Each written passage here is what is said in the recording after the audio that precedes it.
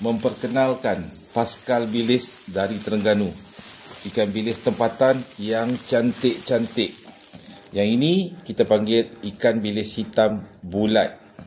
Harga kami RM45 1 kilo. Okey, ikan bilis ini dihasilkan tanpa ais. Maksudnya ikan bilis ini direbus di atas bot di tengah laut menggunakan air laut.